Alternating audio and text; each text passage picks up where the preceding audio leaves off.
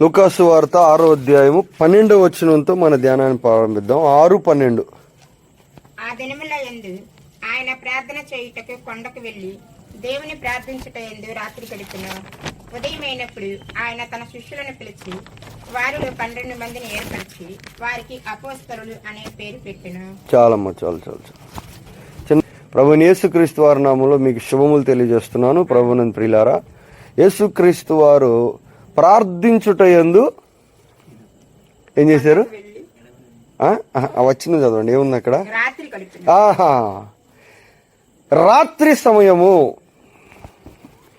పొద్దున్నంతా పరిచర్య చేసి వాక్యం చెప్పి దయ్యాలను ఎల్లగొట్టి స్వస్థతలు చేసి మైకు లేని రోజుల్లో గ్రామం కాలినడకన ఆయన తిరిగి అందరికీ తన సొంత గొంతుతో వాక్యం బోధించి రాత్రి నిద్రపోకుండా విశ్రాంతి తీసుకోకుండా అలసిపోయిన శరీరానికి ఆయన కావలసిన ఇవ్వకుండా ఏం చేశారంట? రాత్రి అంతా ప్రార్థన చేశాడంటే ఎన్ని గంటలు అయి ఉంటాయి? సుమారుగా రాత్రి అంతా ప్రార్థన చేయటందు గడిపిన. ఒకరోజు కాదు, మరలా యేసుక్రీస్తు వారి పని ఇలాంటి ఒక క్రమం ఆచరించినట్లుగా కనపడుతుంది. చూడండి, మత్తయి సువార్త 14వ అధ్యాయం. ఎందుకని ఇలాంటి పని ఆయన చేశాడు? అది ఒక్కసారే ప్రత్యేకముగా చేశారా? ఎందుకంటే పొద్దున్న అపోస్తులను ఏర్పరచుకోవాలి కాబట్టి ఒక స్పెషల్ తీర్మానం, ఒక స్పెషల్ అభిషేకం ఆయన చేయబోతున్నారు కాబట్టి దానికోసం చేశాడా, లేక యథావిధిగా ఆయన ఎప్పుడు చేస్తూ ఉంటారా? ఈ విషయాన్ని చూస్తున్నాం మనం. మత్తయి సువార్త 14:23 చూడండి, 23వ వచనం. ఆయన ఆ జన సమూహములను పంపివేసి ప్రార్థన చేయుటకు ఏకాంతముగా కొండ ఎక్కిపోయి సాయంకాలమైనప్పుడు ఒంటరిగా ఉండెను. 25వ వచనం చూస్తే రాత్రి 4వ జామున ఆయన ప్రార్థన చేయుటకు ఏకాంతముగా కొండ ఎక్కిపోయి సాయంకాలం అన్నప్పుడు ఏం చేశారంట? సాయంకాలం ప్రార్థన స్టార్ట్ చేశారు. వేరే చోట, వేరే సందర్భంలో. ఎన్నింటి వరకు చేశారు? 4వ జాము వరకు చేశాడంటే ఎన్ని గంటలు? 4 జాములు రాత్రి. అంటే జాముకి ఎన్ని గంటలు? 3 గంటలు. 3 జాములు ప్రార్థన అంటే ఎన్ని గంటల ప్రార్థన? పొద్దున్న 5,000 మందికి రొట్టి పంచిపెట్టి 3 రోజులు వాక్యం చెప్పిన తర్వాత చేశాడు ఇది. హల్లెలూయా, దేవునికి మేము 5,000 మందికి ఆయనే రొట్టి పంచిపెట్టింది. 5,000 మంది ఎన్ని రొట్టెలు తిన్నారో మరి ఆయన ఎంత చెప్పి ఎంత అలసిపోయారు. సాయంకాలం ప్రార్థన స్టార్ట్ చేసి ఆయన అంత దీర్ఘకాలం ప్రార్థన చేయటం ఎందు రాత్రిని గడిపిన. ఈరోజు నా ధ్యానం ఏమంటే, ప్రభునందు ప్రియులారా, ఈ రాత్రికాల ప్రార్థన గురించి కొన్ని విషయాలు మనం జ్ఞాపకం చేసుకున్నాం. ఎందుకంటే యేసు ప్రభు వారు చేశారు. ఆయనే దేవుడై ఉండి ఆయనే ఈ రకంగా రాత్రి ప్రార్థన చేస్తే, ప్రార్థన చేయాల్సిన అవసరం ఆయనకే ఉంటే మనకుందా లేదా అనే విషయం ఈరోజు మనం చూడబోతున్నాం.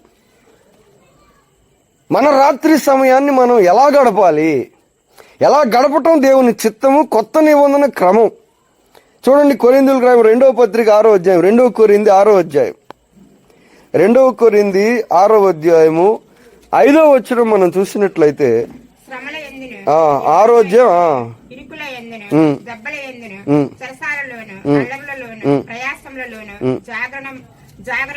దేంట్లో జాగారము అని పౌలు గారు అంటున్నారు. ఆయన తన జీవితంలో చేసే పనులు చెప్తూ అనేక విషయాల మధ్యలో ఇది కూడా చెప్పాడు. ఏంటంట? జాగారములలో ఓర్పు గలవాడనై. చూడండి, 11వ అధ్యాయం 27వ వచనం, 2 కొరింథీ 11:27లో మళ్ళీ ఇదే మాట చెప్పాడు. 11:27 సేమ్ మాట. చూడండి ఏముంది? 11:27 తరచుగా జాగారం అంటే ఏంటి? మెలకువగా ఉండి ప్రార్థన చేయటము, దేవునితో సహవాసం చేయటము, దేవునితో సంభాషణ చేయటం. జాగారం చేయటం అంటే నిద్రగాయటం. వీళ్ళు కొత్త నిబంధన క్రమంలో జాగారం ఎందుకు చేశారు అంటే సినిమాలు చూడటానికో పాటలు పాడతా ఏదో వేరే పనులు చేయటానికి కాదు. కానీ వీళ్ళు ఈయన జాగారం ఎందుకు చేశాడంటే రాత్రి అంతా కూడా దేవునితో ప్రార్థనలో గడపటానికి ఆయన చేసినట్లుగా కనపడుతుంది. ప్రభునందు ప్రియులారా, ఇది 2 విషయాలు ఆయన చెప్పాడు. ఇది సంఘ చరిత్రలో చాలా మంది చేశారు. యేసు ప్రభు వారు చేశారు, పౌలు గారు చేశారు. పౌలు గారు చేసినప్పుడు సంఘం అంతా కూడా ఒకరోజు రాత్రి అంతా వాక్యం చెప్పాడంట. రాయబడి ఉంది అపోస్తలుల కార్యంలో. రాత్రంతా ప్రార్థన వాక్యం చెప్తూ గడిపినట్లుగా ఉంది. లూకాసు వార్తలో కూడా ఏముంది, 2వ అధ్యాయం 37 వచనంలో 2:37 చూడండి. హన్నా అనే ఒక తల్లి గారు ఏం చేసిందో మనకు తెలుసు. ఆమె దేవాలయం విడవక ఉపవాస ప్రార్థనలతో రేయింబగళ్ళు సేవ చేయుచుండెను. పగలంతా పనిచేసి సాయంకాలం మామూలుగా మన యొక్క క్రమం ఏంటంటే, మనం కష్టపడి పనిచేసినప్పుడు, ప్రయాసపడి అలసిపోయి మనం పనిచేసినప్పుడు మన యొక్క స్వభావం, మన అలవాటు, మన దృష్టిలో ఏది న్యాయం ఏది ధర్మం అంటే పగలంతా పనిచేసి అప్పుడు రాత్రి ఏం చేయాలి? బాగా కష్టపడి పనిచేసి పగలు, రాత్రి నిద్రపోవటం క్రమము, ధర్మము, న్యాయం మన దృష్టిలో. కానీ ఇక్కడ హన్నా ఏం చేస్తుంది? పగలు ప్రార్థన చేసిందంట, రాత్రి కూడా ప్రార్థన చేసిందంట. 1 తిమోతి చూడండి 5వ అధ్యాయం 5వ వచనం. తిమోతికి రాసిన మొదటి పత్రిక 5వ అధ్యాయం 5వ వచనం. 5:5లో ఇలా రాయబడి ఉంది చూడండి. ఏముంది 5:5లో? ఉపదేశానుసారమైనదనగా 5:5 పవిత్ర హృదయం నుండి 1 తిమోతి 5వ అధ్యాయం 5వ వచనం. అయితే నిజముగా అనాథ అయిన విధవరాలు ఏకాకి ఉండి దేవుని మీదనే తన నిరీక్షణ ఉంచును. విజ్ఞాపనల యందును ప్రార్థనల యందును రేయింబగలు నిలకడగా ఉండును. అంటే పెద్ద వయసు వచ్చిన తల్లి గారి గురించి చెప్తూ, విజ్ఞాపనల యందు ప్రార్థనల యందు రేయింబగలు నిలకడగా ఉంటారు అని చెప్తూ వచ్చాడు. ఎవరి గురించి? ముసలి వయసులో ఉన్న వాళ్ళ గురించి చెప్తున్నాడు సంఘానికి. మళ్ళా పౌలు గారు అక్కడ ఆల్రెడీ హన్నా చేసింది, ఇక్కడ యేసు ప్రభు వారు చేశారు, ఇక్కడ పౌలు గారు చేశారు. వాళ్ళంటే అపోస్తలు వాళ్ళు చేస్తారు అని అనకుండా జనరల్గా సంఘానికి కూడా ఏం చెప్తున్నాడు? వాస్తవానికి పెద్ద వయసు వచ్చిన వాళ్ళు ఎలాంటి జీవితం గడపాలని దేవుని వాక్యం చెప్తుందంటే ఏం చేయాలంట? విజ్ఞాపనలను ప్రార్థన యందు రేయింబగలు, అంటే పగలు పనిచేసి రాత్రి నిద్రపోవటం మన యొక్క క్రమము, ధర్మం, న్యాయం అనిపిస్తుంది. కానీ ఇక్కడ వీళ్ళు ఏం చేస్తున్నారంటే రాత్రి సమయాన్ని వాడుకుంటున్నారు. ఎలా వాడుకుంటున్నారు? ఎందుకంటే చాలాసార్లు మనకు తెలుసు, చాలా మంది లాగా ప్రార్థన చేశారు. ఈరోజు ఈ విషయం ధ్యానిస్తున్నాం ప్రభునందు ప్రియులారా. రాత్రికాల ప్రార్థన అవసరమైందా? ఉపయోగమైందా? చేయవలసిందా? దాంట్లో ఏదైనా దీవెన ఉందా? లేక దాన్ని చేయకపోతే ఏమి నష్టం పొందే పరిస్థితి కూడా ఉందా? ఈ రాత్రికాల ప్రార్థన గురించి మనం చూడాలి. ఎందుకంటే కీర్తనల గ్రంథం 42వ కీర్తన చూడండి. కీర్తనల గ్రంథం 42వ కీర్తన 8వ వచనం చదువుకుందాం. ఎందుకు ఈ విషయం మనం ధ్యానం చేస్తున్నామంటే, ప్రభునందు ప్రియులారా, సంఘ క్రమంలో దేవుని బిడ్డలు రాత్రికాల సమయాన్ని చాలా రకాలుగా వాడారు. 42:8 ఏముంది? పగటి వేళ యెహోవా తన కృప కలుగును ఆజ్ఞాపించును. రాత్రి వేళ ఆయనను గూర్చిన కీర్తనయు, నా జీవదాత అయిన దేవుని గూర్చిన ప్రార్థనయు నాకు తోడుగా ఉండును. రాత్రి వేళ ఏం చేస్తాడంట? గూర్చిన కీర్తనయు, జీవదాత అయిన దేవుని గూర్చిన ప్రార్థనయు నాకు తోడుగా ఉండును. అంటే ఏం చేశాడు? రాత్రి కీర్తించి ఆరాధన, ప్రార్థన. రాత్రి వేళ కీర్తనలు వాడాడు, ప్రార్థన చేస్తాడు. 63వ కీర్తన 4వ వచనం చూడండి. 63వ కీర్తన 4వ వచనం. నా మంచము మీద నిన్ను జ్ఞాపకము చేసుకుని రాత్రి జాముల యందు నిన్ను ధ్యానించినప్పుడు. రాత్రి మళ్ళా సేమ్ టైం రాత్రి ఏం చేశాడు? ఇంకొక సమయంలో కీర్తనకారుడు ఏమంటున్నాడంటే, కీర్తనలు పాడటానికైనా రాత్రి సమయం, ప్రార్థన చేయటానికైనా రాత్రి సమయం, లేక దేవుని గురించి ధ్యానించటానికైనా రాత్రి సమయం. 77వ కీర్తన 6వ వచనం చూడండి. 77వ కీర్తన 6వ వచనం. 77:6. నేను పాడిన పాట రాత్రి ఎందుకు జ్ఞాపకము చేసుకుందును, హృదయమున ధ్యానించుకుందును. ఏం చేస్తాడంట? రాత్రి యందు ఏం చేస్తాడు? ఏం జ్ఞాపకం చేసుకుంటాడు? అంటే ఆయన పాడిన పాటలను జ్ఞాపకం చేసుకుంటాడు. మరలా రాత్రికాల సమయాన్ని ఎలా అప్పట్లోనే కీర్తనలు రాయబడి సుమారుగా ఎన్ని సంవత్సరాలైనవి కీర్తనలు రాయబడి? 2000 సంవత్సరాలప్పుడు యేసు ప్రభు వారు పుట్టారు. 3000 సంవత్సరాలకు పూర్వమే రాత్రికాల సమయంలో కృపాకాలం లేనప్పుడు వాళ్ళు అలా గడిపారంట. అప్పుడే రాత్రికాల సమయాన్ని వాళ్ళు ఇలాగా గడపటం నేర్చుకున్నారు, అలవరుచుకున్నారు. దాన్ని ఇక్కడ బయలుపరిచారు ప్రభువునందు ప్రియులారు. 119 కీర్తన 119 కీర్తన 55 వచనం. 119:55 119:55 వచనంలో యెహోవా రాత్రివేళ నీ నామమును స్మరణ చేయుచున్నాను. ఏం చేస్తాడు రాత్రికాల సమయం స్మరణ చేసి అంటే? కీర్తనలన్నా పాడుతున్నాడు, ప్రార్థన చేస్తున్నాడు, వాక్యం ధర్మశాస్త్రం అన్న ధ్యానం చేస్తున్నాడు, లేక దేవుని గురించి అన్న ధ్యానిస్తున్నాడు, లేక దేవుని నామం గురించిన ఒక ప్రత్యక్షత. మొత్తం మీద రాత్రికాల టైంలో వాళ్ళు ఏం చేస్తున్నారంటే, జనరల్గా మనం ఏం చేస్తాం అంటే పగలు పనిచేసి రాత్రి నిద్రపోవటం న్యాయం, ధర్మం అనిపిస్తుంది, మనకి అవసరం అనిపిస్తుంది. కానీ సంఘ క్రమాల్లో ఆల్ నైట్ ప్రేయర్లని పెడతారు కొన్నిసార్లు. ఇది ఎందుకు పెడుతున్నారు? పని పాట లేక పెడుతున్నారా? నిద్ర లేక పెడుతున్నారా? లేక ఇది ఏదైనా అవసరం వచ్చి పెడుతున్నారా? ఎందుకంటే యేసు ప్రభు వారు చేశారు, పౌలు గారు చేశారు, హన్నా చేసింది. ఇక్కడ పెద్ద వయసు వాళ్ళు చేయాలని చెప్తున్నాడు. ఇక్కడ ఆల్రెడీ పాతకాలంలో చాలా మంది చేసినట్లుగా రాయబడి ఉంది. ఇక్కడ రాజులు ఉన్నారు, యుద్ధాలు చేసి తరమబడి మహావీరులు రాత్రికాలం ఇలా చేసినట్లున్నారు. కొందరు యాజకులు రాత్రికాల సమయంలాగా గడిపినట్లున్నారు, పగలంతా పని పరిచయం చేసిన వాళ్ళు. మొత్తం మీద రాత్రికాల సమయాన్ని వాళ్ళు నిద్రపోకుండా వాడుకుంటున్నారు. ఎందుకు ఇలా చేశారు? ఎందుకంటే మనం రాత్రికాల సమయం గురించిన ఒక ప్రత్యక్షత మనకు కలగాలి. చాలా వరకు నైట్ టైం మనం ఏం చేస్తాం? నిద్రపోవటానికే ప్రిఫరెన్స్ ఇస్తాం, అవునా?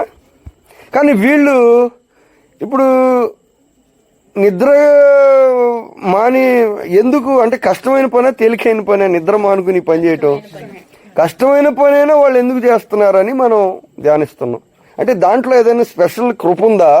ఏదైనా ప్రత్యేకమైన దీవెన ఉందా? లేక ఊరికే చేశారా? ఏముంది? దేవుని నామానికి మహిమ కలుగునుగా. అమ్మాయి చెప్తుంది దీవెన ఉంది కాబట్టి చేశారండి అంటే. రాత్రికాల సమయంలో వాళ్ళు ఏదో దీవెన ఉందని కనిపెట్టారు కనుక చేశారని. మా చూడు విలాపవాక్యములు 2వ అధ్యాయం, విలాపవాక్యములు 2వ అధ్యాయము 19వ వచనం చదువుకుందాం. 2:19 నీవు లేచి రేయి మొదటి ధ్యానము మొరపెట్టుము. నీళ్లు కుమ్మరించినట్లు ప్రభువు సన్నిధిని నీ హృదయమును కుమ్మరించుము. నీ పసిపిల్లల ప్రాణము కొరకు నీ చేతులను ఆయన తట్టు ఎత్తుము. చాలమ్మా చాలు. ఇక్కడ విలాప వాక్యాల్లో మరలా ఏం చెప్తున్నాడు? లేచి రేయి మొదటి జాము అంటే ఏ జాము? మొదటి జాము ఫస్ట్ 6 నుంచి వాళ్ళకి జామ్ స్టార్ట్. రాత్రి 6 నుంచి 6, రాత్రి 6 నుంచి 6 పగలు. రేయి మొదటి జాము అంటే సాయంత్రం 6 నుంచి మొదటి జాము అంటే 6 నుంచి 9 దాకా ఏం చేయమంటున్నాడు?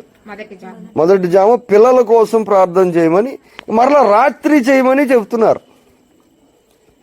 చరిత్రలో ఒక వ్యక్తి రాత్రి అంతా ప్రార్థన చేశాడు. ఫస్ట్ ఎవరు మనిషి మనందరికి తెలుసు ఎవరు? యాకోబు. రాత్రి అంతా ఆ వ్యక్తి మోసగాడైనా, ఆ వ్యక్తి అనేకమైన వ్యతిరేకమైన పనులు చేసిన ఒక గొప్ప ప్రత్యేకమైన కృపను లోకానికి ఇచ్చాడు. ఏంటంటే ఒక తలుపు తెరిచాడు. ఏంటి? రాత్రంతా ప్రార్థనలో గడిపి ఆయన లైఫ్ మారిపోయింది, ఆయన పేరు మారిపోయింది, ప్రపంచ చరిత్రే మారిపోయింది. హల్లెలూయా. ఇది చేయొచ్చు, ఇది చేయాలని ఆ రోజుల్లోనే. ఇది యాకోబు అంటే 3700 సంవత్సరాలు ఇప్పటికి. ఎందుకు ఇలాగ చేశారు? దీన్ని ఎవరు చేయాలి? చేస్తే ఏమొస్తుంది? చేయకపోతే ఏమైనా నష్టం ఉందా? ఇప్పుడు మనం ఏం చేయాలి? చూడండి, యెషయా గ్రంథం 62వ అధ్యాయం 6వ వచనం చదువుకుందాం. 62:6 రే అయినా పగలైనా వారు మౌనముగా ఉండరు. యెహోవా జ్ఞాపకర్తలారా విశ్రమింపకుడి, ఆయన ఆయన యెరూషలేమును స్థాపించే వరకు, లోకమంతటా దానిని ప్రసిద్ధి కలుగు చేయు వరకు ఆయనను విశ్రమింపకు. దేవుడే ఏం చెప్తున్నారంటే యెరూషలేము గోడల మీద కావలి వారిని పెట్టాడంట. వాళ్ళు ఏం చేస్తారంటే రే అయినా పగలైనా వాళ్ళు ఎలా ఉంటారంట, మౌనముగా ఉండరని. కింద ఏమంటున్నాడంటే మీరు విశ్రాంతి తీసుకోవద్దు, నాకు కూడా మీరు విశ్రాంతి ఇవ్వద్దు. ఎప్పటి వరకు మీకు నేను చేస్తానన్న పనిని చేసే వరకు మీరు విశ్రాంతి తీసుకోవద్దు, నాకు విశ్రాంతిని ఇవ్వద్దు. దేవుడే చెప్తున్నాడు. మన ట్రెడిషన్, మన అలవాటు, మన ఆలోచన, మన కోరిక ఏంటంటే ఒక 10-12 గంటలు బాగా పని చేయాలి మన కోరిక. కానీ రాత్రి మాత్రం ఎంతైనా 10-12 గంటలు పని మన కోరిక మనకి చేస్తాం కూడా. కానీ నైట్ టైం అలా చేసినప్పుడు నైట్ టైం ఏం చేయాలంటే ఏం చేయాలి, నిద్రపోవాలి, విశ్రాంతి తీసుకోవాలని ప్రపంచం నేర్పింది. అందరూ ఆచరిస్తున్నారు, మనం కోరుకుంటున్నాం, మనం కూడా దాన్ని చేస్తున్నాం. కానీ వాక్యం ఏం చెప్తుంది అసలు రాత్రికాల సమయం గురించి అంటే, ఇక్కడ చూస్తే వాళ్ళు పగలు పనిచేసిన నైట్ టైము కొన్నిసార్లు ఈ సమయాన్ని వాడుకున్నారు బహు శ్రేష్టమైన రీతిలో. ఎందుకు ఈ పని చేశారు? ఎందుకు రాత్రికాల సమయం ప్రార్థన? యేసుప్రభువారు, పౌలు, అనేక మంది భక్తులు, మరలా దేవుని చిత్తంలో ఉన్నవాళ్ళు, ఇది ఏదన్నా ఇది మరలా వచ్చింది. అమ్మ 1-2 సార్లు అయితే ఏదో ఉందలే అనుకోవచ్చు. ఎన్నిసార్లు బైబిల్లో ఉంది అంటే అది నిరుపయోగమైంది కానీ లేకపోతే అది అవసరం లేనిది అయ్యి ఉండదు. ఏదో ప్రత్యేకమైన విషయం అయితేనే అన్నిసార్లు అన్ని రకాలుగా అది రాయబడి ఉంటుంది. ఏదో గొప్ప మర్మం ఇది మనకు తెలియాలి, ఎందుకంటే మనం వాడుకోవాలి. దేవుడు సృష్టిని చేసినప్పుడు ఇలాగ చేశాడు.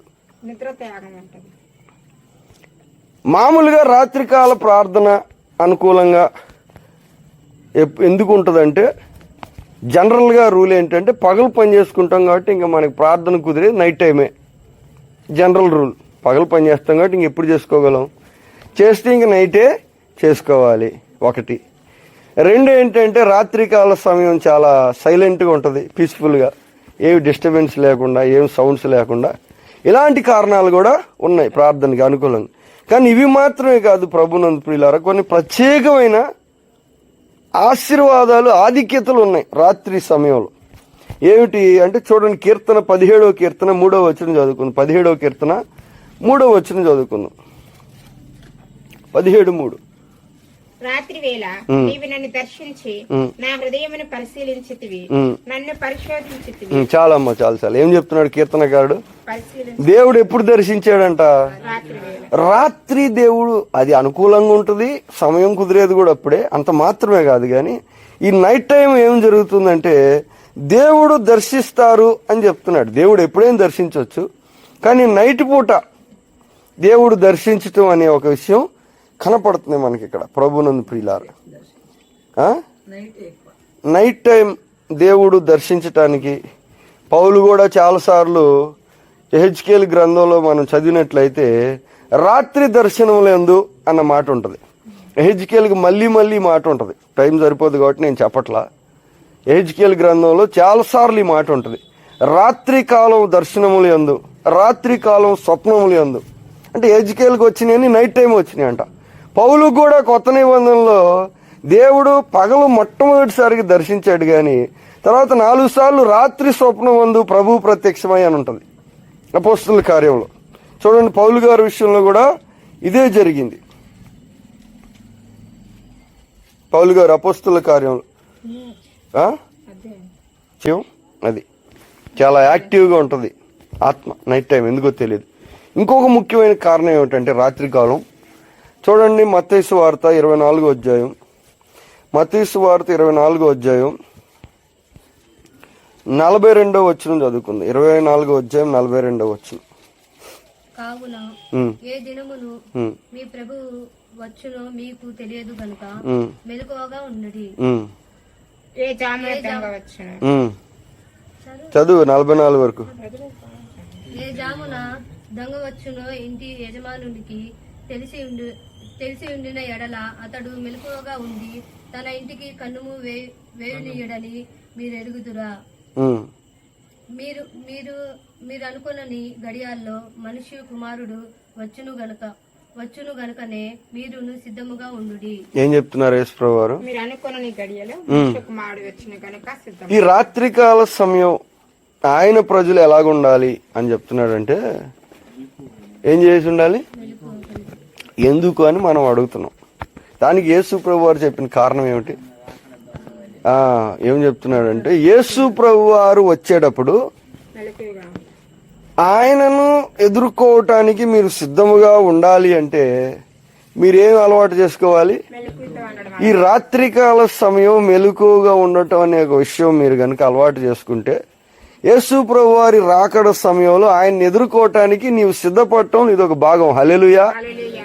అమ్మ ఊరికే కాదు దేవుని ప్రజలు చెప్తూ జాగారం పౌలు గారు ఎందుకు చేశాడు? ఎన్నో ప్రయాణాలు, ఎన్నో కష్టాలు, ఎన్నో విషయాలు, పడుకోవాలని అందరికీ అనిపిస్తుంది కదా, కానీ వాటిని పక్కన పెట్టి ఇలాగ చేస్తూ వచ్చారు.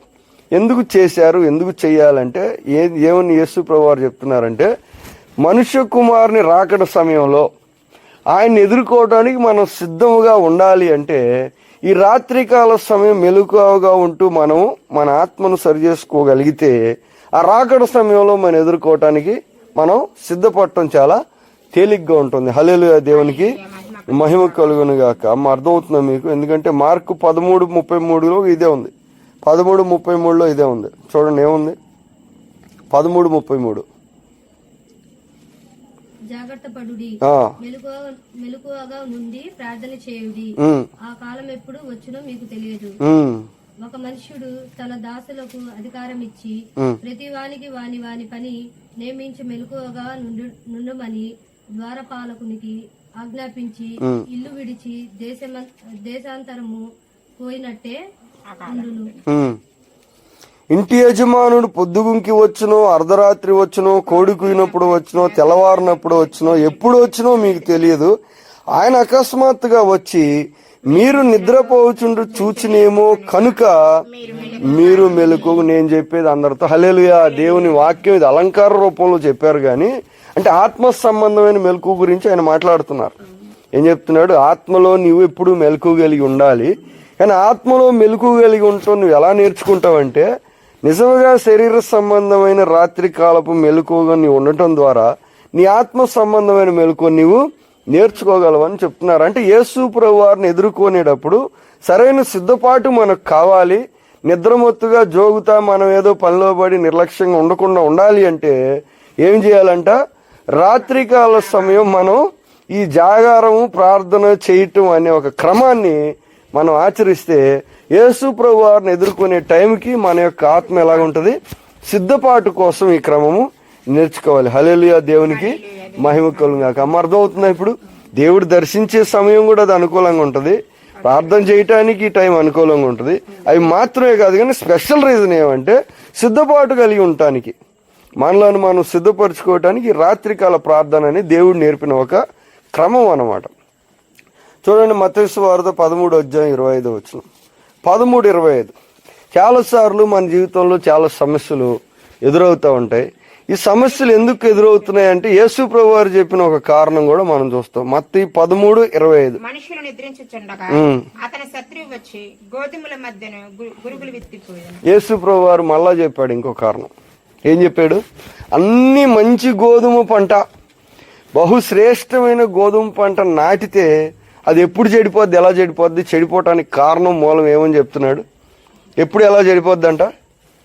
ఏం చదివారు?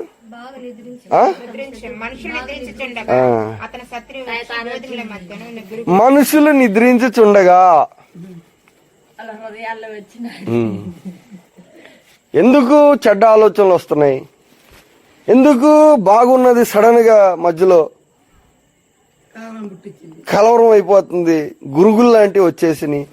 ఎందుకు బాగున్నది బాగోకుండా అయిందంటే ఎక్కువ భాగం ఇది ఎప్పుడు జరుగుతుందని ఇది కూడా ఒక ఉపమాన రీతిగా అని చెప్పారు. కానీ యేసు ప్రభు వారు చెప్పింది ఏంటంటే మనుషులు ఏం చేస్తారంట? నిద్రించేటప్పుడు ఎవరు వస్తారు? ఎవరు శత్రువు? అంటే ఎక్కువ శత్రువు నిన్ను దర్శించటానికి కాసుకోని ఉంటాడు. ఎప్పుడు టైము మనుషులు ఎప్పుడు నిద్రపోతూ ఉంటారో అప్పుడు సాతాను వచ్చి ఏం చేస్తాడంట? వచ్చి ఆయన ఏదైతే నాటాలనుకున్నాడో గురుగుల్ని వాటిని నాటి పోతాడంట. ఇప్పుడు అతను ఆ చేను పాడు చేయకుండా ఉండాలంటే మనం ఏం చేయాలి? రెండింటిని పెరిగినవ్వాలి, ఆ? గురుగులను కూడా పెరగనివ్వాలి. తెచ్చి నాటిపోయా, తెచ్చి మొత్తం నాటిపో. ఆ? ఆ. మనం మెలకువగుంటే అసలు నాటడం అనే పనే జరగదు. ఎందుకంటే ఒకసారి కానీ నాటాడంటే అవుట్. ఇంకా ఎందుకంటే నాటినట్టు మనం కనిపెట్టలేం. అమ్మ, గోధుమలకి గురుగులకి ఏం తేడా ఉండదు తెలుసా మీకు?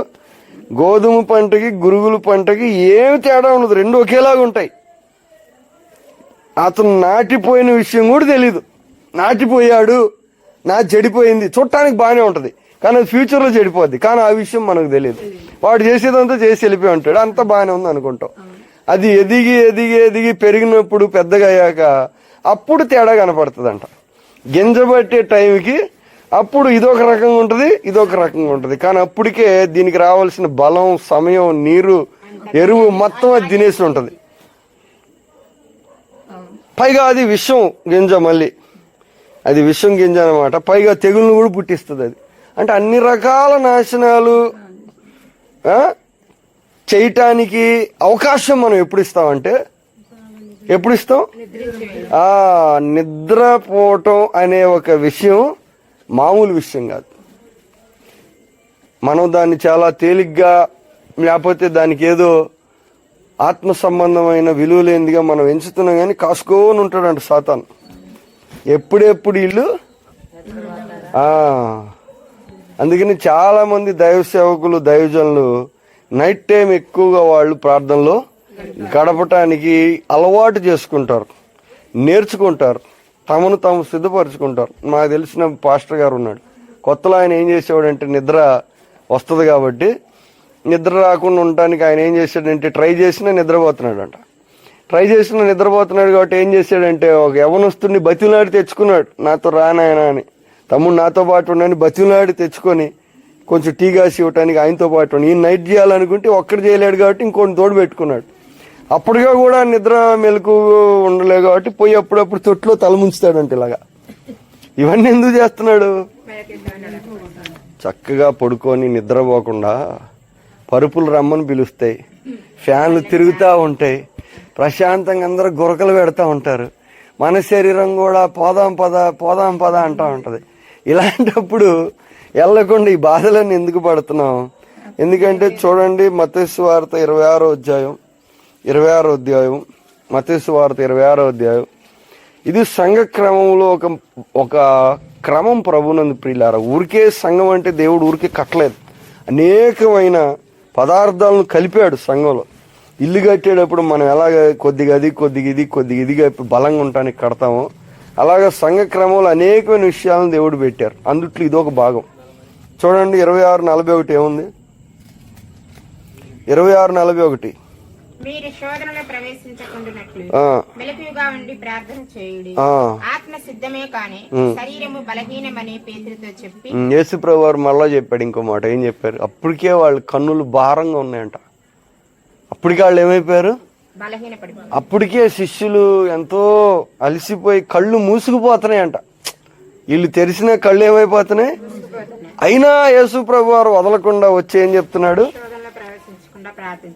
అది మామూలుగా చెప్తే పర్వాలా, నిద్రపోయే వాళ్ళు లేపి మరీ చెప్తున్నాడు. మామూలుగా చెప్పారా? అప్పటికే నిద్రపోతుంటే లేపాడు, మళ్ళీ లేపి మాట చెప్తున్నాడు. ఏమని? శోధనలో పడకుండా ఉండాలి, మనం శోధనలో ఓడిపోకుండా ఉండాలి, శోధనలో చాలాసార్లు మనం కోరుకుంటాం. ఏమని? నేను చాలా వెలుగుతో నింపబడాలి, నేను చాలా పరిశుద్ధంగా ఉండాలి, నేను బలంగా ఉండాలని కోరుకుంటాం. కానీ దానికి ఏమి చేయాలనే విషయం మాత్రం మనం పట్టించుకోం. కానీ రాత్రి దేవుని వాక్యం ఏం చెప్తుంది? నీ విజయం సాధించాలంటే ఏం చేయాలి? శోధనలో పడకుండాన్నట్లు నిద్ర వస్తున్నా, నిద్ర నిన్ను కమ్ముకొని, నిద్ర నిన్ను అసలు నువ్వు భూమి మీద ఉండగా 2 అడుగులు నిన్ను పైకి లేపినట్టుకున్నా మనం ఏం చేయాలి? యేసుప్రభువు నిద్రపోయే మనిషిని లేపి మరీ చెప్పాడు ఈ మాట. ఎందుకంటే ఆత్మ సిద్ధమే గాని శరీరం బలహీనం ఉంటది. ఈ బలహీనమైన శరీరము నిన్ను బలహీనపరచకుండా ఉండాలి అంటే నీవేం చేయాలంటే దానికి నిద్రను కొంచెం కంట్రోల్ చేసుకోవాలి. ఆ, ఇది యేసు ప్రభు వారు చెప్పిన మర్మం. ప్రభునందు ప్రియులారు చూడండి, లోకాసు వార్త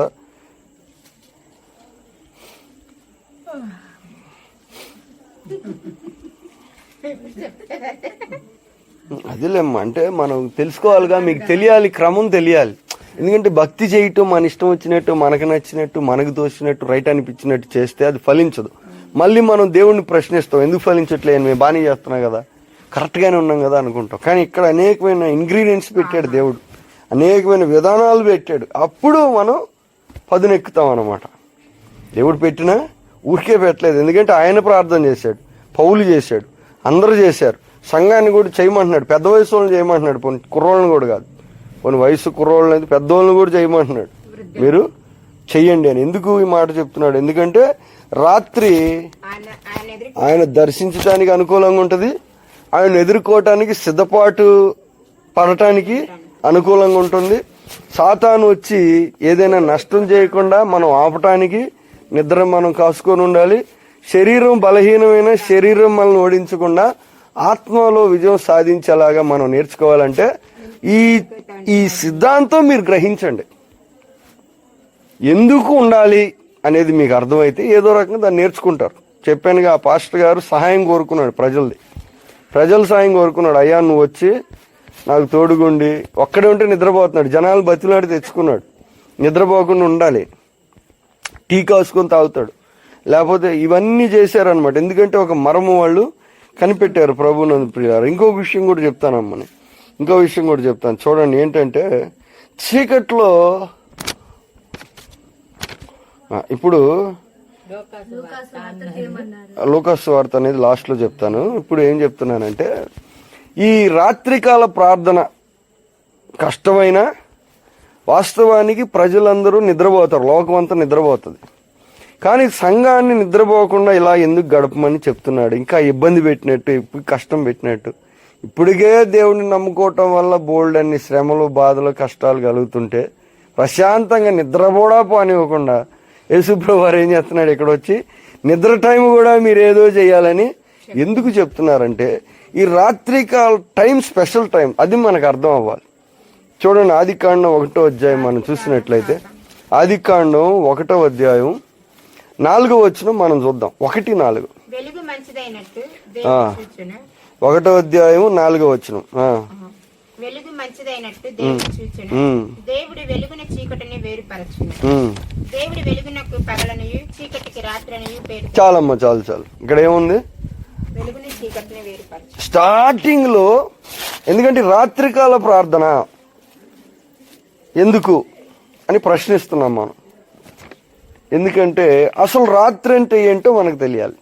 చీకటి సమయం. రాత్రి అంటే ఏంటి? దేవుడు సృష్టి ప్రారంభంలో వెలుగు కమ్మని పలికాడంట, వెలుగు కలిగిందంట. వెలుగు ఏమైందంటే చూసాడు దేవుడు. చదువు. దేవుడికి వెలుగునకు పగలని పేరు. వెలుగు 1:4 పలుకగా వెలుగు కలిగిన. వెలుగు మంచిదైనట్టు దేవుడు చూచు. ఇప్పుడు వెలుగు ఏమైంది? వెలుగేమో మంచిదైంది, చీకటి చీకటి ఏమైంది? అప్పుడు చీకటి అంటే వెలుగు లేకపోవటం. చీకటి అంటే ఏంటి? వెలుగు వెలుగును చీకటిని వేరు చేశాడు.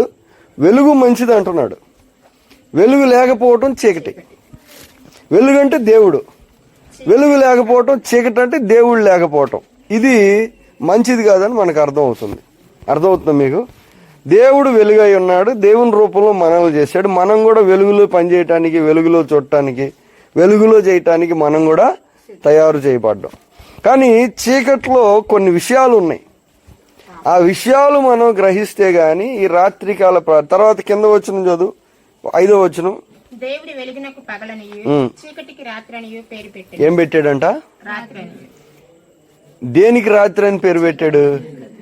ఇప్పుడు రాత్రి దేన్ని సూచిస్తుంది? అర్థమవుతుంది, రాత్రి దేన్ని సూచిస్తుంది? అప్పటికి ఇంకా సూర్యుడు లేడు. 1వ అధ్యాయం 5వ వచనంలో సూర్యుడు చంద్రుడు లేడు. సూర్యుడు చంద్రుడు లేకముందే వెలుగును చీకటిని వేరుపరిచి, వెలుగు మంచిది, అది పగలు, చీకటి ఏమో మంచిది కాదు, ఎందుకంటే దేవుడు లేకపోవటం కాబట్టి చీకటి. దానికి ఏం పేరు పెట్టాడు? ఇప్పుడు రాత్రి దేన్ని సూచిస్తుంది అంటే చీకటిని సూచిస్తుంది. అర్థమవుతుంది మీకు? రాత్రి అనేది చీకటికి సూచనగాను, పోలికగాను, అనుకూలంగాను, వాడుకోదగిందిగాను ఉంది. హల్లెలూయా, దేవునికి మహిమ కలుగును గాక. ఇప్పుడు అర్థమవుతుంది. ఇప్పుడు చీకట్లో ఏమున్నాయో చెప్తాను మీకు. చూడండి, 91వ కీర్తన 6వ వచనం. 91వ కీర్తన 6వ వచనం. 91:6.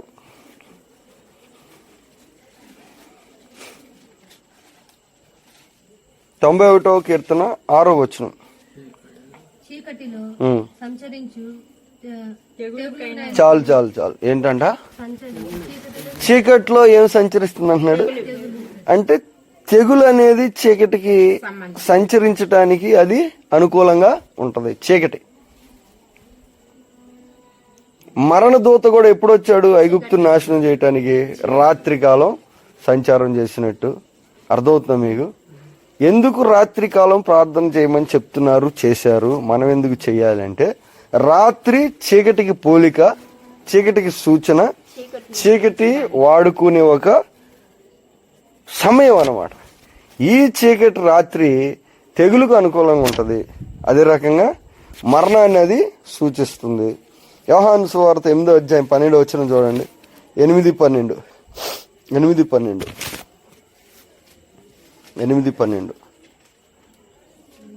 మరలా యేసు, నేను లోకమునకు వెలుగును, నన్ను వెంబడించేవాడు చీకటిలో నడవక జీవపు వెలుగు కలిగి ఉండునని. ఏం చెప్తున్నాడు? నన్ను వెంబడించేవాడు చీకటిలో నడవక జీవపు వెలుగు కలిగి ఉండునని వారితో చెప్పాను. చీకటిలో నడవకుండా ఏం కలిగి ఉంటారు అంటున్నాడు? జీవపు వెలుగు. అంటే వెలుగులో ఏముంది అంటున్నాడు? జీవం ఉంది. చీకటిలో వెలుగులో జీవం ఉంటే చీకటిలో ఏముంటుంది జీవం లేదు. అంటే ఏంటది? మరణం ఉంది. అమ్మ, చీకటి తెగుల్ని సూచిస్తుంది, చీకటి తీర్పుని సూచిస్తుంది, చీకటి మరణానికి అది సూచనగా ఉంది. అపోస్తుల కార్యం 26:18 చూడండి. 26:18. ఎందుకంటే తెలియకుండానే చీకటిని చూస్తే మనుషులు భయపడతారు. అవునా?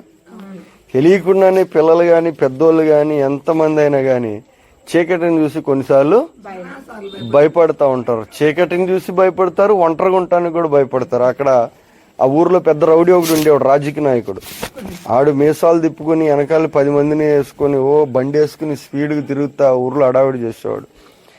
పాస్టర్ గారు ఒక్కడే ఎలా పడుకుంటున్నాడు రాత్రి అంత పెద్ద చర్చిలో అంటున్నాడు. ఆడి బలం ధైర్యం అంతా పగలే ఉంది. నైట్కి వచ్చేటప్పటికి ఇంకేం లేదు, ఒక్కడే ఉండాలంటే కూడా భయపడుతున్నాడు. చీకట్లో ఉండాలి. 26:18 చూడండి ఏముంది? చీకటిలో నుండి వెలుగులోనికి, సాతాను అధికారము నుండి దేవుని వైపునకు తిరిగి. చాలమ్మా, చాలు. చీకటి నుండి వెలుగులోనికి అంటే చీకటి నుండి వెలుగులోనికి అంటే సాతాను అధికారం నుండి. అంటే ఇప్పుడు చీకటి దేనికి సూచనగా ఉందంట? సాతాను అధికారానికి. హల్లెలూయా. అర్థమవుతుందా మీకు? చీకటి తెగులుకి, చీకటి మరణానికి, చీకటి తీర్పుకి. చీకటి అనేది సాతాను అధికారానికి సూచనగా ఉంది. రాత్రి ఏమో చీకటికి సూచనగా ఉంది. చీకటికే అది ఉంది, రాత్రి ఏమో చీకటికి పోలికగా సూచనగా ఉంది. అర్థమవుతుందా మీకు? అందుకనే ఈ సాతాను సంబంధమైన కార్యాలు, పనులన్నిటికీ ఏం పని పెట్టారంటే, ఏమని పేరు పెట్టారంటే రోమపత్రిక 13:12 చూడండి. రోమపత్రిక 13:12. రాత్రి చాలా గడిచి పగలు సమీపముగా ఉన్నది కనుక మనము అంధకార క్రియలను విసర్జించి తేజస్సు సంబంధమైన యుద్ధోపకరణములు ధరించుకుందాం. సంఘానికి ఏమని చెప్తున్నాడంటే ఇవన్నీ ఉన్నాయి.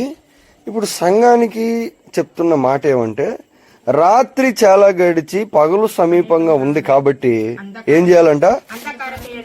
అంధకార క్రియలు అంటే చీకటి క్రియలను ఏం చేయాలి? విడిచిపెట్టి తేజస్ సంబంధమైన యుద్ధోపకరణములు ధరించుకుందుము.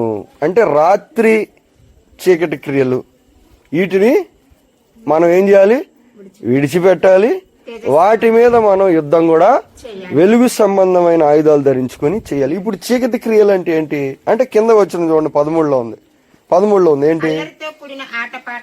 అల్లరితో కూడిన ఆటపాటలు, మత్తు, కామ విలాసము, పోకిరి చేష్ట, కలహము, మత్సరము, ఇవన్నీ ఏం క్రియలంట?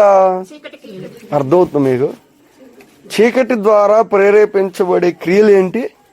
మత్సరము, కలహము, అల్లర్లు, అలరితో కూడిన ఆటపాట్లు, ఇలాంటివన్నీ చీకటి చేత ప్రేరేపించబడి చీకటి చేత నడిపించబడే క్రియలు ఇవి. ఈ రాత్రి కాలానికి చాలా అనుకూలంగా ఉంటాయి. అర్థమవుతుంది మీకు? ఎందుకంటే రాత్రి గడిచి మనం రాత్రి పనులు మనం చేయకుండా వెలుగు ఆయుధాలు ధరించుకోండి అని చెప్తున్నాడు. దాన్ని బ్రేక్ చేయటానికి సంఘానికి ఇచ్చిన పని అది. అర్థమవుతుంది మీకు? సంఘానికి దేవుడు ఈ పని ఇచ్చారు. చూడండి 2 కొరింథీ 6:14 ఏముంది? 6:14 మీరు అవిశ్వాసులతో జోడుగా ఉండకుడి, నీతికి దుర్నీతితో ఏమి సాంగత్యము, వెలుగునకు చీకటితో ఏమి పొత్తు. ఏం చెప్తున్నాడు? అవిశ్వాసులతో జోడుగా ఉండొద్దు అని చెప్తూ దాన్ని ఎలాగ వర్ణించాడంటే నీతికి దుర్నీతికి, వెలుగుకి చీకటికి, విశ్వాసానికి అవిశ్వాసానికి పోల్చాడు. అంటే విశ్వాసం కలిగి ఉంటవేమో వెలుగు సంబంధమైనది, అవిశ్వాసం ఏమో చీకటి సంబంధమైనది. అర్థమవుతుంది మీకు? చీకటి అవిశ్వాసానికి, తెగులుకి, మరణానికి, తీర్పుకి, సాతాను అధికారానికి, ఈ అల్లరి చిల్లర పనులకి, వ్యతిరేకమైన పనులకి, గొడవలకి, తగాదాలకి, వీటన్నిటికీ చీకటి వలన బలం కలుగుతుంది, చీకటి వలన జీవం కలుగుతుంది. చీకటి ద్వారా ఇవన్నీ కూడా నడిపించబడుతున్నాయి ఈ లోకంలో. ఎందుకు జరుగుతున్నాయి? మనం దేవుణ్ణి అడుగుతాం, ఇంత జరుగుతా ఉంటే నువ్వు ఎందుకు చూస్తా ఉన్నావు? ఇవన్నీ జరుగుతుంటే, సాతాను ఇలాగ చేస్తా ఉంటే నువ్వెందుకు చూస్తా ఉన్నావు అని మనం అడుగుతాం. ఇక్కడ ఏమని చెప్పాడు? మీరు వాటితో పాలివారై ఉండకుండా ఏం చేయమన్నాడు?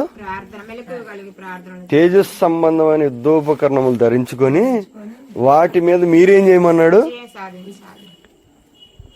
ఎవరు చేయాలి? ఏం చేయాలి? యుద్ధోపకరణములు అంటే యుద్ధం చేసే ఎవరు ధరించుకోవాలి అంటే నేనేం చేయాలి? ఇప్పుడు ఏం చేయాలి? నేను ఏం చేయాలి? యుద్ధం చేయాలి. దేంతో చేయాలి?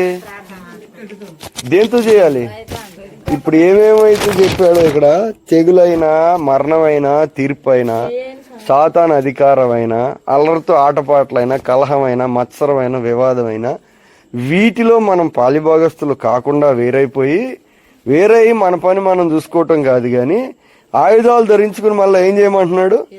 వాటి మీద మనం యుద్ధం చేయమంటున్నాడు. మనమేమో దేవుణ్ణి నువ్వేం చేసావని అడుగుతున్నాం. ఇక్కడ ఏం చేయమనుంది? అసలు నువ్వేం చేస్తున్నావని ఆయన మనల్ని అడగాల, లేకపోతే మనం దేవుణ్ణి అడగాల? మేమేం చేస్తున్నాం? నీకు కనపడుతుంది కదా, ఇంత కష్టపడి పనిచేసి నిద్రపోతున్నాం, ఏం చేస్తున్నావు అంటావేంటి? ఇంత కష్టపడి పనిచేసి ఏం చేస్తున్నావు? పౌలు వచ్చి అంటాడు నేం కష్టపడలేదు, యేసు ప్రభు వారు అంటాడు మరి నా సంగతి ఏంటి అంటాడు. అన్న ఏమంటది మరి నన్ను గుర్తు చేసుకుని నా గురించి కూడా ఉంది కానీ. యాకోబు ఏమంటాడు? అసలు ఫస్ట్ నేనేం చేశాను అంటాడు.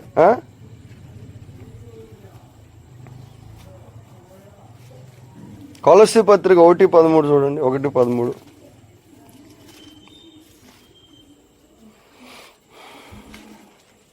1:13 తొందరగా తీయండమ్మా. ఆయన మనలను అంధకార సంబంధమైన అధికారం విడుదల చేసి తాను ప్రేమించిన తన కుమారుని యొక్క రాజ్య నివాసులనుగా చేసిన. ఏం చెప్తున్నాడు? అంధకార అధికారం నుంచి యేసు ప్రభు వారు మనకి ఏమి ఇచ్చాడంటే విడుదల ఇచ్చాడంట. అంధకారం యొక్క అధికారం నుంచి విడుదల చేసి దేవుని కుమారులుగా. 1 తెస్సలోనికి 5:5 చూడండి. 5:5 మీరందరూ వెలుగు సంబంధులు పగటి సంబంధులునై ఉన్నారు, వెలుగు కుమారులను పగలు కుమారులనై ఉన్నాను. మనము రాత్రి వారము కాము, చీకటి వారము కాము. కావున ఇతరుల వల్ల నిద్రపోక మెలకువగా ఉండి భక్తులము కాక యుందము. చాలా ఏం చెప్తున్నాడు? మనం అసలు రాత్రికి చెందిన వాళ్ళం కాదు కాబట్టి రాత్రి విధానాలు మనం ఆలోచన చేయాల్సిన పని ఎంత మాత్రం కూడా మెలకువగా ఉండి. ఎఫ్ఎస్సి 5:8 చూడండి. 5:8 నుంచి 11 దాకా చదవండి. 8 నుంచి 11. మీరు పూర్వమందు చీకటి అయ్యుండిరి, ఇప్పుడైతే ప్రభువునందు వెలుగై ఉన్నారు.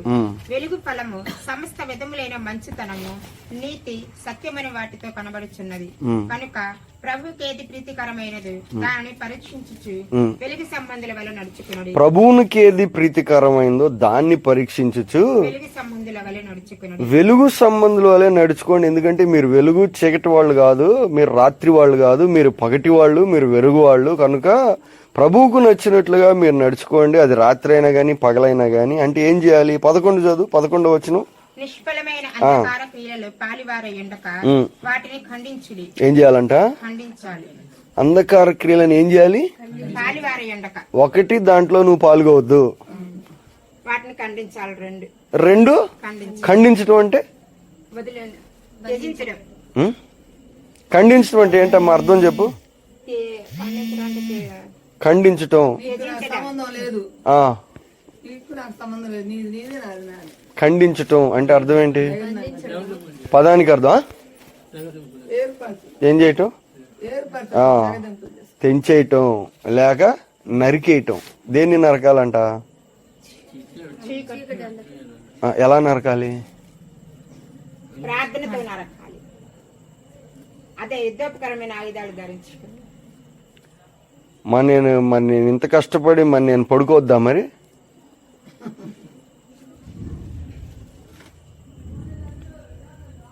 అందరూ పడుకొని నిద్రపోతా ఉంటే నేను ఒక్కడిని నీకే మేలు.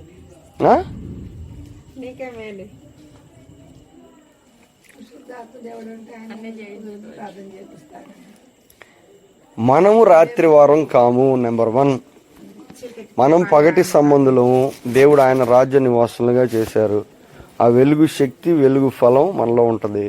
మనం చీకటిని ఖండించాలి. ఎందుకంటే చీకటిలో వెలుగు ప్రకాశించునని చెప్పిన దేవుడు మన నుండి ఆ వెలుగును ఆయన ప్రకాశింపజేస్తాడు. మనం దేవుడిని అడుగుతున్నాం. ఇన్ని పనులు, ఇంత భయంకరమైన ఒక పాపం చెలరేగిపోయి మనుషులు చెడిపోయి అంత లోకం అంతా ఇలాగైపోయి అసలు అబ్బో ఇంతగా అయిపోతే ప్రభువా ఏం చేస్తున్నావు అంటే అసలు నువ్వేం చేస్తున్నావు అంటాడు.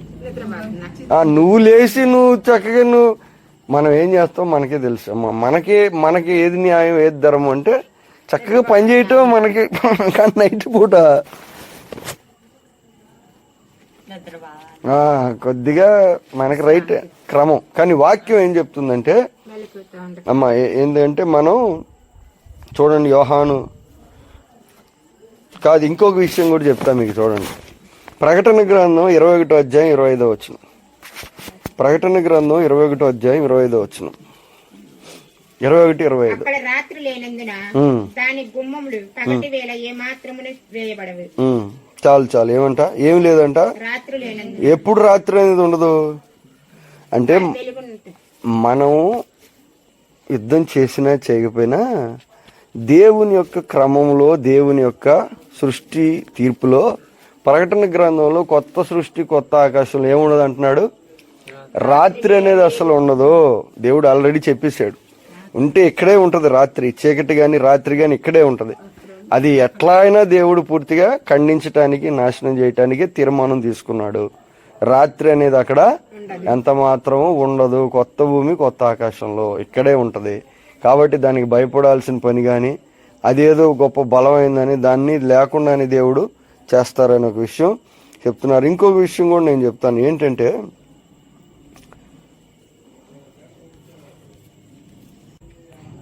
రాత్రి పగలు కెరూబులు మొరపెడుతున్నాయని ఉంటుంది బైబిల్లో. మా కెరూబులు రాత్రి పగలు మొరపెడుతున్నట్టు ఉంటుంది. దేవదూతలు రాత్రి పగలు మొరపెడుతున్నారు ప్రకటన గ్రంథంలో. సాతాను కూడా రాత్రి పగలు నిందలు మోపుతున్నాడు అని ఉంటుంది. నరకంలో కూడా రాత్రి పగలు వాళ్ళు కాలిపోతున్నారు. అంటే కెరూబులు రాత్రి పగలు పనిచేస్తున్నారు, దూతలు రాత్రి పగలు పనిచేస్తున్నారు, సాతాను రాత్రి పగలు పనిచేస్తున్నాడు, నరకం రాత్రి పగలు పనిచేస్తుంది. దేవుని బిడ్డలు కూడా ఏం చేయాలి? రాత్రి పగలు పనిచేయాలని బైబిల్లో రాయబడి ఉంది. ఎక్కడ రాయబడి ఉందంటే చెప్తా ఉండండి. మత్తయి సువార్త అన్నా కదా ఇందాక. మత్తయి సువార్తలో ఈ మాట రాయబడి ఉంది. ఏముందంటే లూకాసు వార్త 18:7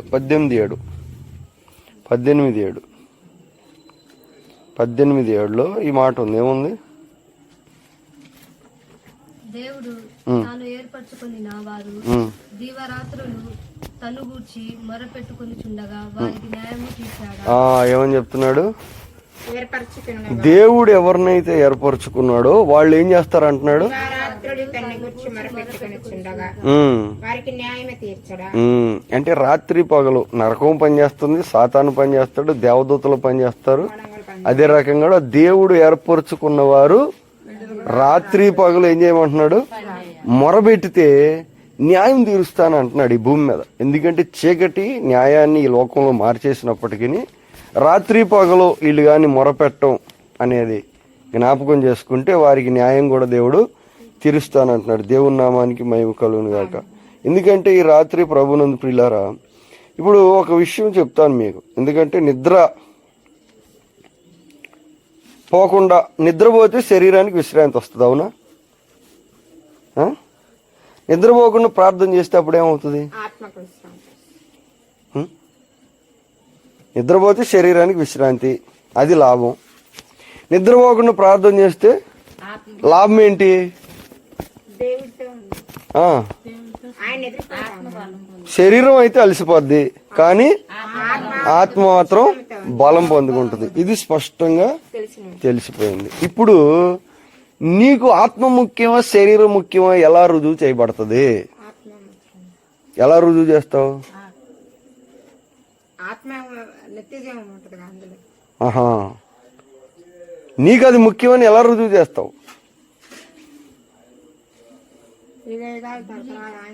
మా నాకు శరీరం ముఖ్యం కాదు, నాకు ఆత్మ ముఖ్యం అని ఎలా రుజువు చేస్తాం?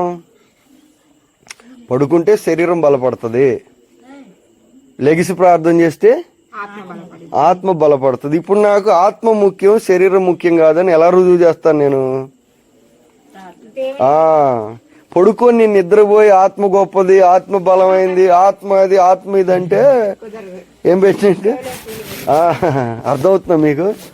నేను దాన్ని ఎలా రుజువు, నాకు శరీరం ముఖ్యం కాదు ఆత్మ ముఖ్యం అని నేను ఎప్పుడు రుజువు చేస్తానంటే నేను మెలకువగుండి ప్రార్థన చేసినప్పుడు ఆ విషయాన్ని నేను రుజువు చేస్తున్నాను. రెండో విషయం ఏమంటే లోక సంబంధిని కాదు, నేను లోకానికి అలా ప్రవర్తిస్తుంది కానీ నేను మాత్రం లోకం ప్రవర్తించినట్టు ప్రవర్తించను కానీ వెలుగు సంబంధిగా ప్రవర్తిస్తున్నానని ఈ మన రాత్రికాల ప్రార్థన అర్థమవుతుందా మీకు? ఈ చేయటం ద్వారా రాత్రి ఏం చేశారు? ప్రార్థన చేశారు, పాటలు పాడారు, ధ్యానం చేశారు వాళ్ళు. ఇవన్నీ కూడా సమయాన్ని దేవుని కోసం గడిపారు. నిద్రను కూడా త్యాగం చేశారు. ఈ నిద్రను త్యాగం చేయటం అనేది చాలా గొప్ప ఒక అర్పణతో సమానం. ఉపవాసం చేయటం కంటే కూడా నిద్ర మానటం చాలా గొప్ప విషయం అన్నమాట ప్రభునందు ప్రియులారు. దానికంటే కూడా శ్రేష్టమైన ఒక అర్పణే నిద్ర మనం త్యాగం చేసి దేవుని కోసం చేయటం. రెండు అదే, ఒకటి గొప్ప అర్పణ ఇస్తున్నాం, రెండు రుజువు చేస్తున్నాం నాకు ఆ శరీరం కంటే ఆత్మ ముఖ్యమైంది. కాబట్టి అలసిపోయినా కానీ, అలసిపోతానని తెలిసినా కానీ నేనేం చేస్తా? ప్రార్థన చేయటానికి. అంటే రోజు చేయలేకపోయినా కనీసం వారానికి ఒకసారైనా లేకపోతే 2 సార్లు అయినా మన ఓపిక మనం ఏం చేయాలి? రాత్రంతా ప్రార్థనలో మెత్త మీద మెలకువగుండి దేవునితో మనం గడిపినప్పుడు అమ్మ అర్థమవుతుందా మీకు? ఇంకోటి ఏమంటే ఈ రాత్రికాల ప్రార్థన చేసినప్పుడు ఒక వ్యక్తి యొక్క స్థాయి పెరిగిపోద్ది ఆత్మలో. ఆ వ్యక్తి అభిషేకం పెరుగుతుంది అన్నమాట, ర్యాంక్ పెరుగుతుంది, గ్రేడింగ్ పెరిగిపోద్ది రాత్రి ప్రార్థన చేసినప్పుడు. ఇంకా ముఖ్యమైన విషయం ఏంటంటే ఎప్పుడైతే మనం ఈ తేజస్సు సంబంధమైన యుద్ధోపకరణలు ధరించుకొని రాత్రి స్తుతించటం, ప్రార్థన చేయటం, ఆరాధించటం, వాక్యాన్ని ధ్యానించటం, దేవునితో సహవాసం చేయటం, నిద్రను దేవునికి ఇవ్వటం, ఇవన్నీ మనం చేస్తామో అప్పుడు వెలుగు పుడుతుంది. ఇంతకుముందు కూడా చెప్పాను, మనం ప్రార్థన చేసినప్పుడు ధూపంలా కమ్మేసుకుంటుంది, అదంతా వెలుగు పుడుతుంది. చీకట్లో పుడతాయి ఇవన్నీ కూడా. చీకట్లో ఇవన్నీ పుట్టడం వల్ల చీకటి ఏమవుద్దంటే తికమక అయిపోద్ది, చీకటి పని చేయకుండా అయిపోద్ది, చీకటి ఆటంకపరచబడుతుంది, పూర్తిగా చీకటి కూడా బ్రేక్ అయ్యే పని అయిపోద్ది. మొత్తం మీద చీకటికి పూర్తిగా ఇది యాంటీగా ఉంటుంది అనమాట. ఎందుకంటే ఈ రాత్రికాల సమయాన్ని చీకటి వాడుకుంటుంది. మీకు తెలుసుగా మంత్రతంత్రాలు చేసేవాళ్ళు, పూజలు ఇవన్నీ చేసేవాడు ఏ టైం చేస్తాడు? రాత్రి, అది కూడా మధ్యరాత్రి చేస్తాడు. ఇంకా మీరు చెప్పినట్టు ఇంకా ఎప్పుడైతే పూర్తి అమావాస్య ఉంటుందో అప్పుడు ఇంకా వాళ్ళు పెంచుతారు. ఎందుకంటే ఇదే రాత్రి చీకటికి సూచన కాబట్టి, చీకట్లో ఇవన్నీ ఉంటాయి కాబట్టి వీళ్ళు రాత్రిని ఈ టైంకి వాళ్ళు వాడుకొని చీకటికి బలం పెంచుతున్నారు. అది రాత్రి కానీ పగలు కానీ చీకటి వాడుకుంటుంది. మనం కూడా వెలుగు సంబంధం అయితే మనం ఈ రాత్రి టైంలో మన వెలుగును మనం విడుదల చేసేటప్పుడు అక్కడ ఏమవుద్దంటే ఆ చీకటి పూర్తిగా కన్ఫ్యూజన్ అయిపోద్ది, తికమకన్ అయిపోద్ది, బలహీనమైన పడుతుంది, పూర్తిగా అది విరిచివేయబడుతుంది. పైగా మనం కూడా ఆత్మలో బలపడతాం, దేవుని యొక్క నామాన్ని మనం మహింపరుస్తాం ప్రభునందు ప్రియులారా. ఇవి రాత్రికి. అందుకని యేసు ప్రభు వారు ఏం చేశారు, పౌలు గారు ఏం చేశారు, మనం ఏం చేయాలి ఇప్పుడు?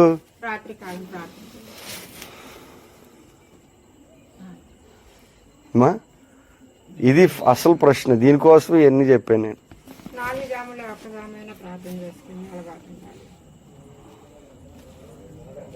ఒక ఆయన మధ్యరాత్రి లేచి చేశాడంట. ఎందుకని? పీక్ టైం అది. 12 నుంచి 3, 12 నుంచి 2 పీక్ టైం అనమాట. 12 to 2 పీక్ టైం. కనీసం మీరు అప్పుడు చేయలేకపోయినా ఎక్కువ నైట్ టైం ప్రార్థనలో ఉండటానికి, స్టార్టింగ్లో వెళ్ళే కొద్ది దేవుడు కృపను ఇవ్వటానికి, కనీసం ఒక రోజైనా ఫుల్ నైట్ ప్రేయర్ చేయటానికి, లేకపోతే మొదలుపెట్టి 9 నుంచి 3 అయినా, రాత్రి 9 నుంచి పొద్దున్న 3 దాకా అయినా, ఎప్పుడైనా వారానికి ఒక రోజు లేకపోతే వారానికి 2 రోజులు ఇలాగ మీరు చేయటానికి అలవాటు చేసుకుని ప్రయత్నిస్తే స్లోగా దేవుని యొక్క బలం పెరుగుతుంది, చీకటి బంధింపబడుతుంది. అర్థమవుతుంది మీకు? చీకటికున్న బలం మనం తగ్గించాలంటే ఈ రాత్రికాల ప్రార్థన అనే ఒక క్రమాన్ని మనం ఆచరిస్తే, దేవుణ్ణి నువ్వేం చేసావు, దేవుణ్ణి నువ్వు ఎందుకు చేయట్లేదు, దేవుణ్ణి నువ్వే అని మనం. కానీ ఇక్కడేముందంటే మనకి చేయమని దేవుడు ఇచ్చాడు. మీరు చేయకపోయినా ఇంకోళ్ళు చేస్తారు, అది మాత్రం గ్యారంటీ. మీరు చేయకపోయినా ఆల్రెడీ చాలా మంది మీరు చూస్తానే ఉన్నారు. పాలయ్య గారి దగ్గరికి వెళ్ళారు. పాలయ్య గారి పవర్ అంతా ఎక్కడ ఉంది తెలుసా? ఆయన 10th క్లాస్ చదివారు, కానీ ఆయన పవర్ ఎక్కడి నుంచి అక్కడ గెయిన్ అవుతున్నాడు. ఆయన అర్థమవుతుంది మీకు? ఆయన పవర్ అక్కడ గెయిన్ అయిపోతుంది, ఆయన ర్యాంక్ పెరిగిపోతుంది అన్నమాట. అలాగా రోజు నిద్రపోకుండా చేస్తున్నాడు. మనం వారానికి ఒక్కరోజు చేయాలంటే కూడా అసలు వినటానికే కష్టంగా ఉంది. మనకి ఎలాగుంది? చాలా కష్టంగా ఉంది. కానీ ఇది ఒక క్రమం. దేవుడు సంఘాన్ని నిర్మించినప్పుడు అనేక పదార్థాలను ఇచ్చాడు నిర్మించటానికి. అవన్నీ మనం వాడుకున్నప్పుడు సంఘం చాలా బలంగా ఉంటుంది, లేకపోతే సంఘం చాలా బలహీనపడుతుంది ప్రభువునందు ప్రియులారా. కనుక రాత్రికాల ప్రార్థన అనే ఒక క్రమం, దాంట్లో ఉన్న ఉపయోగాలు. చేయకపోతే నష్టం ఏంటి?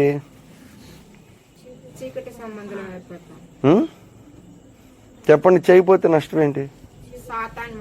చెప్పమ్మా. చేయకపోతే నష్టం ఏంటి? సాతాను ఒకటి నాటిపోతుంది, మొత్తం చెడగొట్టిపోతుంది.